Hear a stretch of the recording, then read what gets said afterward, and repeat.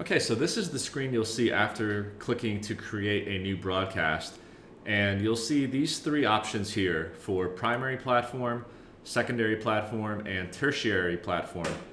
And essentially this just allows you to assign the order of priority that you would like someone to receive the message. This assumes a scenario in which your subscriber has all three platforms connected, or could even be just two. So to explain further, let me just give you this example, and let me go over to one of my subscriber examples. Okay, so in this screen you're looking at a subscriber profile, and this one just happens to be me. And I want to draw your attention here to the subscriber type. So you see that we have email, we have Facebook Messenger, and we have push notifications. And you can see that these are active and my email is listed. So that means that this subscriber, Daniel Anton, has all three of our available platforms activated and linked to the subscriber. So it's up to you how you want to contact this person, because you have the ability to send an email, you have the ability to send a Facebook message, you have the ability to send a push notification. But the last thing you want to do is to send all three at once with the same message, because let's face it, that's just annoying. And the primary, secondary, and tertiary settings are there so you can dictate the ideal method that you'd like to contact a person given in this kind of scenario. So if I could contact Daniel Anton using any form of communication, what is my number one go-to? And I might say that's email. And then, let's say that Dan doesn't have email. What is my next in line? Well, maybe that's Facebook. And then last resort could be push. And you can put these in any order you want. But the purpose behind this is, like I said, to dictate the ideal method that you want to contact a person on, ensuring that given any kind of combination and scenario, depending on what kind of platform they have, that you're covering all your bases. So as you can see here, I might select primary platform as email. So in that scenario, Dan would receive that email because that email is connected. Now in another situation where John Doe is a subscriber, but let's say John does not have email connected at all. Well, we don't want the message to just not simply deliver to him at all. So since we don't have email for John Doe, the secondary platform would look for, and if he has Facebook Messenger, then it would send the Facebook Messenger message via that platform. And then last, you can select a tertiary platform. Now you don't have to select a secondary and a tertiary platform. If you only want to send a one-shot off email, you can do that, or a one-shot Facebook message or push notification. That's completely up to you. This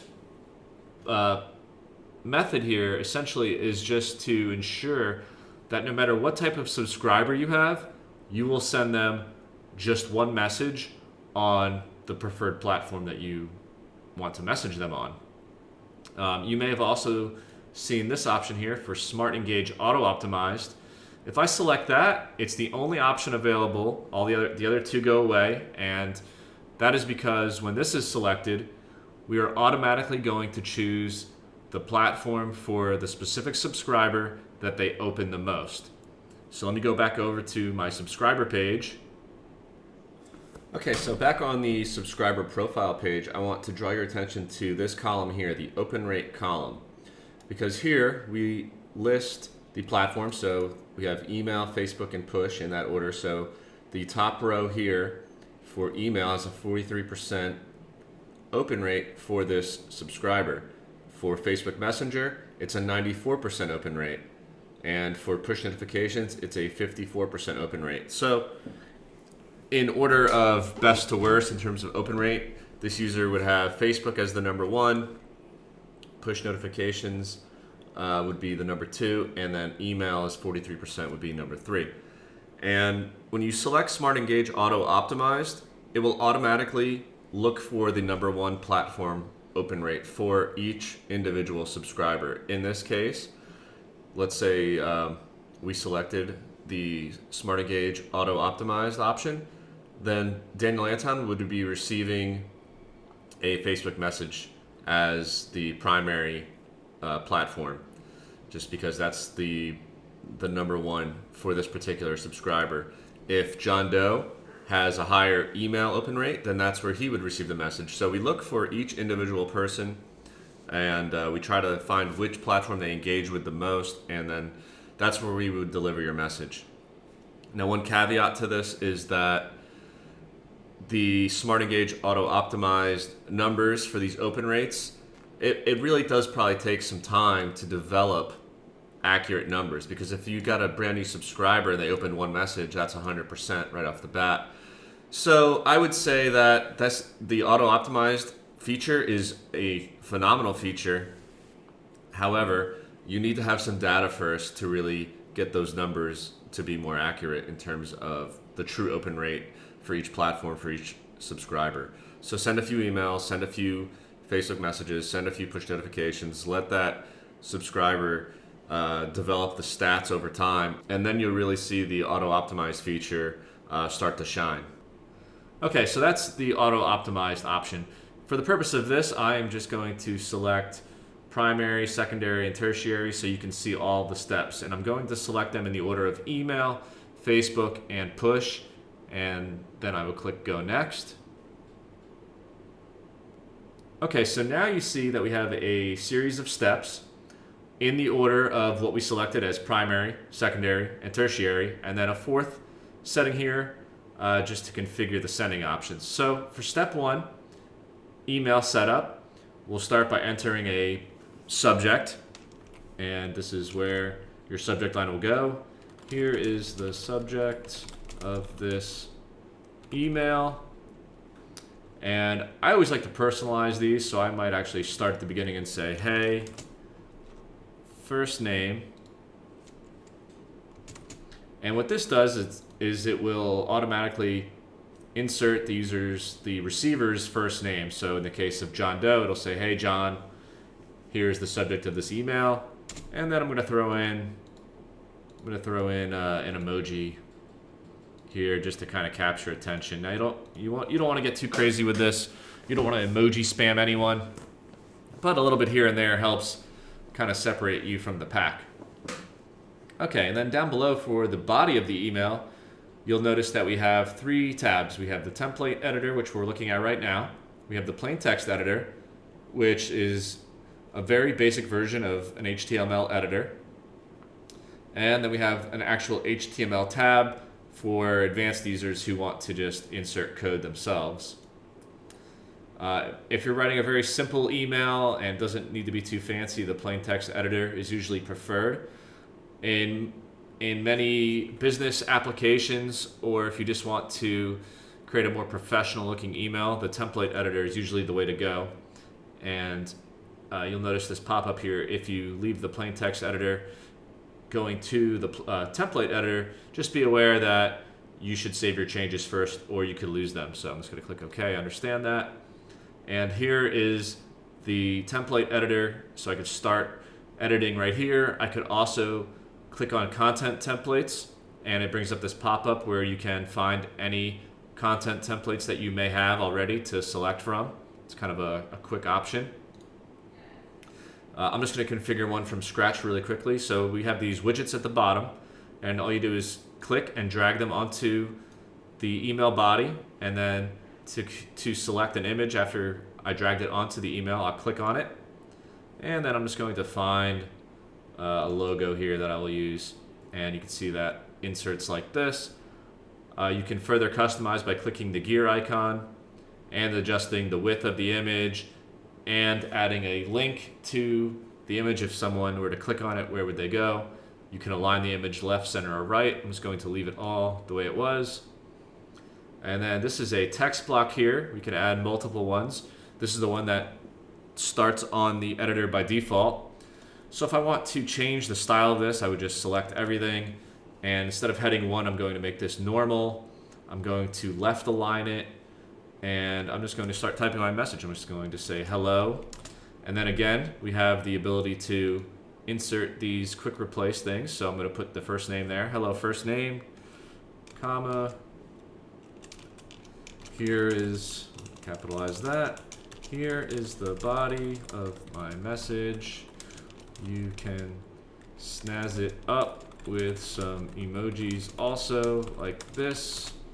And then we just throw in, just find something cool. Here's a ghost, I don't know, whoops. Apparently it's a graduation-based email with some presents. All right, we'll just go with that. And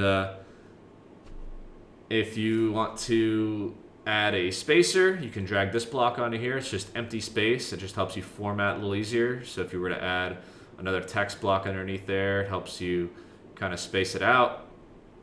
And maybe I'll just put something like, click this button below to continue. Let me throw in some down arrow, down hand emojis. Put that on the new line.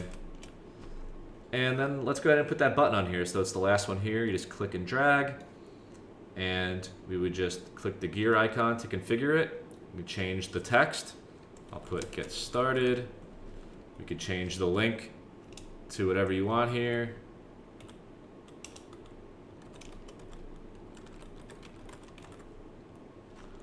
And we can change the color. I'll make this blue.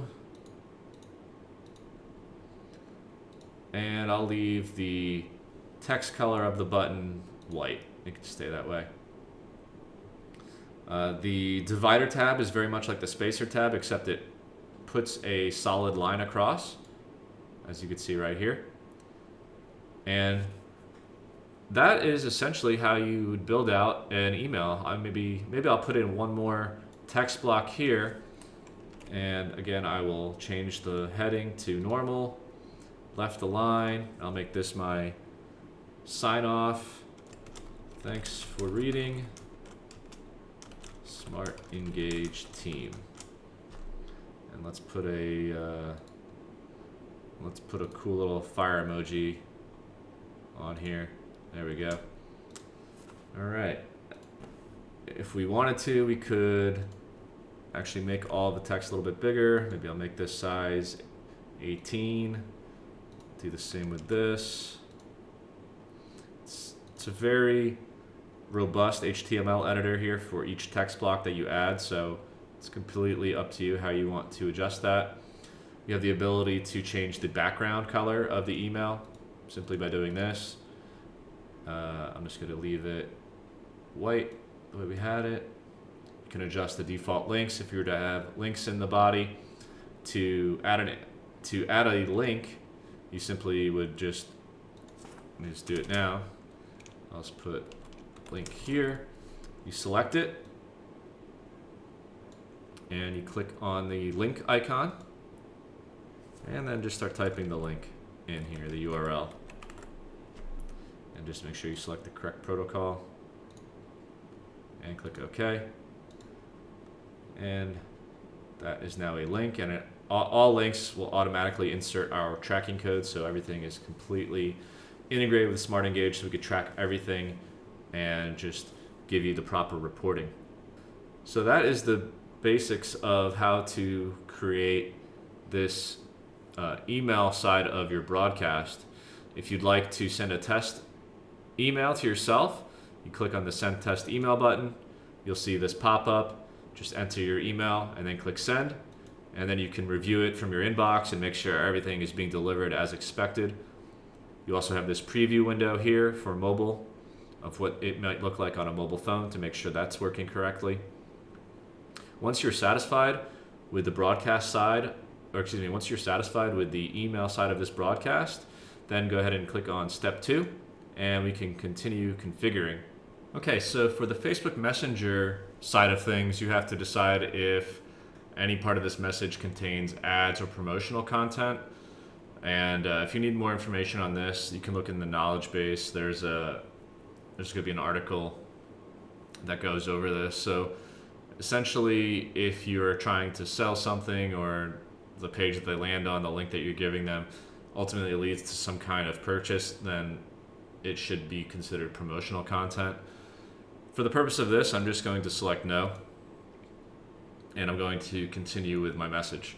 So we can go ahead and start forming our message to be sent from within Messenger. And again, this is the secondary platform that we've selected. If the user does not have email connected to their account and they have Facebook, then this is the message that they will get first. So I'm just going to formulate this message very similar to the email. So I'll just say hello, and I will put first name, go to the next line, and I'm just going to copy this part, and I'll put that there. And you don't have to worry about the font and stuff that's used. It will automatically get converted to the proper way to send this via Facebook Messenger. One thing I wanted to say though is that Facebook Messenger is not email. I mean, people are using it like email, but it's conversational marketing. So you shouldn't just copy and paste exactly whatever your email says. It should be a little bit different. It should feel a little bit more like a conversation. You probably want to put in some delay blocks and not just like give them a huge paragraph of, just what you normally would put in an email. It should be, again, more conversational. So I'll put a delay block in here, maybe give it a 6-second delay, and then continue with a message. I hope you see what I'm saying with relation to that. And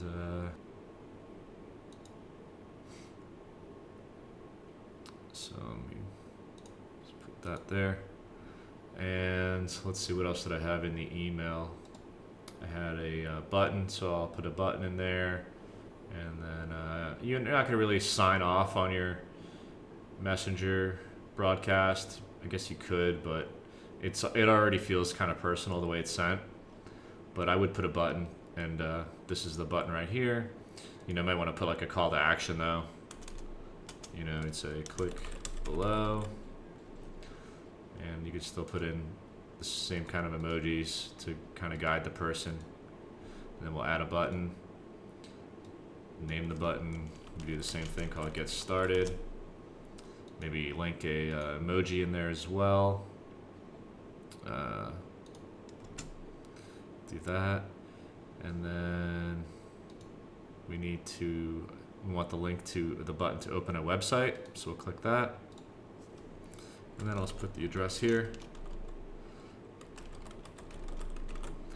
Could also add an additional action of putting a tag. So if someone were to click this button, do you want to automatically assign a tag so you can track that they did that? That's completely up to you. You have that option here, add a tag, and you can do a few other things as well. For the purpose of this, I'm just going to select done, and it's a very simple, but this is my broadcast message. And here's a preview of it as well, how it might look on mobile. And if you actually want to receive the message exactly as your subscribers will see it, go ahead and click the preview button, and it will send it directly to your Facebook account. So you can look at it on your phone or from your computer using Messenger or Facebook. And once you're satisfied with the way this message looks, you can go ahead and just continue on to the next step. Now, if you have a tertiary step, a step 3 here, then this is where you'll set it up. This one I configured for push notifications. And you're very limited here in terms of the message, just based on the characters. As you can see here, we have a title, we have a description, we have a URL, and we have an icon of an image that you can insert. And typically, what I like to do is for the title, I would just take whatever my subject was. So I'll just copy this, and I will bring that over here and paste it. And I'm going to just delete out the name there and reinsert it, just because sometimes it doesn't translate over perfectly right now. I mean, that's something that we can work on, but just something for you to know. But if you insert it that way, it'll be fine. All right, so we've got, hey, first name, here's the subject of this email. Obviously, this isn't an email anymore. Let's say message. You can see it updates in real time here in the preview window. The body, you can explain a bit more about what this is. Explain what this is. And then I like to give a call to action of some sort here, because we don't have an actual button per se, but we can do some stuff like this where, let's see, I've got an emoji there, and I could just say click here. Even though that technically they could click anywhere on this notification when it comes, and it will work as a link. Sometimes I just like to put some kind of call to action on there so it just captures their attention. And then for the URL, we just change that to wherever you want to send them when they click it. And again, keep in mind that this URL, we automatically are going to assign a tracking URL to it. So we're going to track exactly what your subscriber is doing. When they land on the page, we'll be able to track all of that and just follow their journey to the link that you've specified here. And then you can select repeated sending here up to 3 times if they don't see it the first time. If you select wait for the user action before closing, this means that the window, the push notification, will stay on the user's screen until they either close it or click on it. You can disable that if you like. I like to leave it on. Just give them a chance to, give them the opportunity to either click it or close it. It's up to them. Completely up to you though. And then you can change your icon to one of the pre-made ones that we have by simply selecting it here. Or you can upload a file. So I'll just select one of mine here, and there's the SmartEngage icon right there. And here is a nice preview of what this push notification will look like. Now again, this will not send in any cases where a user has an email attached to them or a Facebook Messenger account attached to them, because this is the third and final resort to contact them. So in a scenario where Jane Doe has an email address connected to her, she's going to receive that email.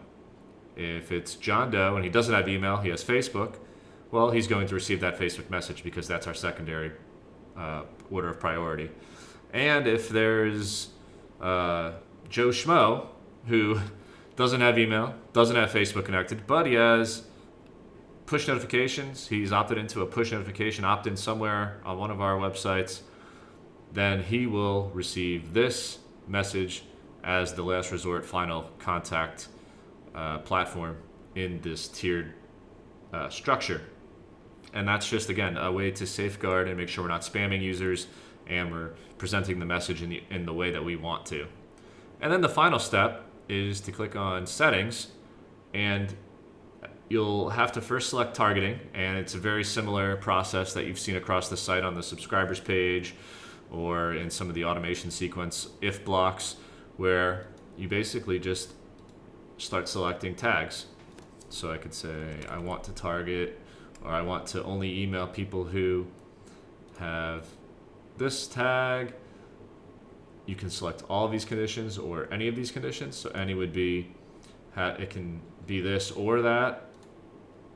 Maybe I want to limit it by gender or a specific geolocation, last open date. Maybe I only want to contact people who have a certain lifetime value over a certain number, my best customers, people who've only visited a specific URL. So that's completely up to you, however you want to do it. There are a lot of different types of combinations you could have given these conditions.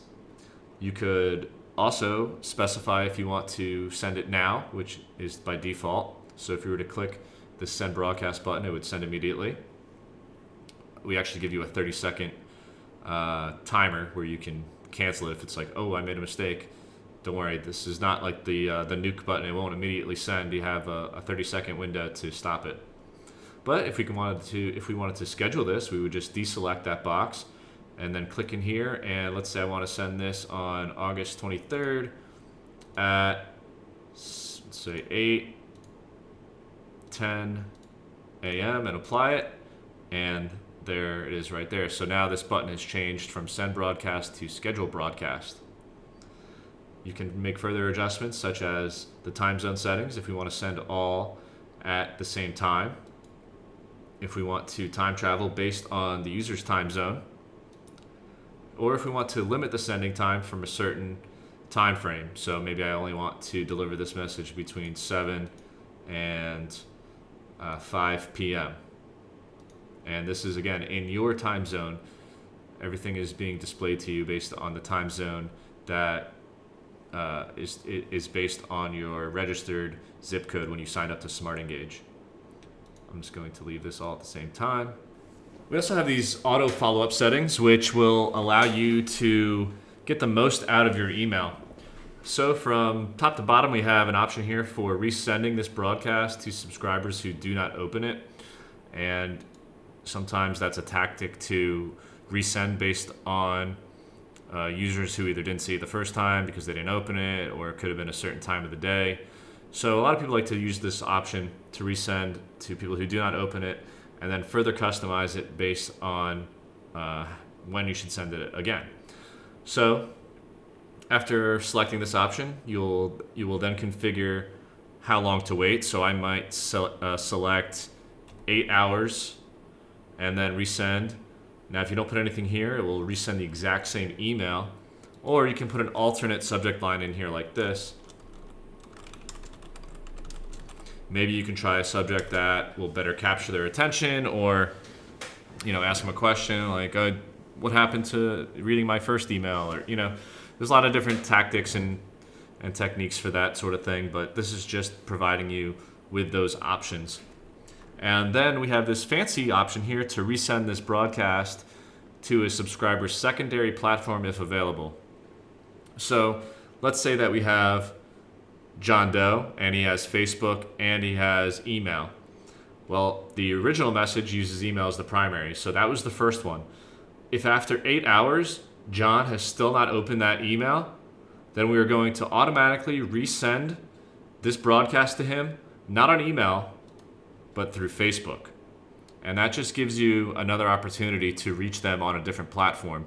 Maybe John isn't checking his email this week. Maybe he's just on Facebook. I mean, there's lots of different scenarios and reasons why people do what they do. And they may not be on the platform you want them to be on at that specific time. So this just allows you to kind of cover all your bases.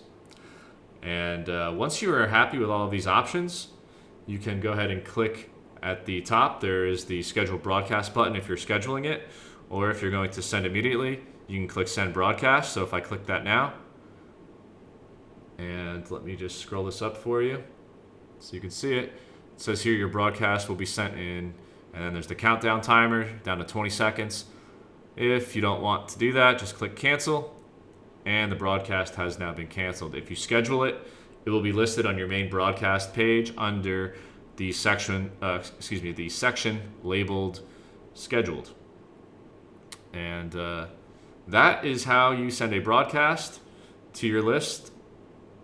And this is probably, arguably, the most effective way to send a broadcast of any provider available on the internet, because you're not just sending email, you're not just sending Facebook, you're not just sending a push.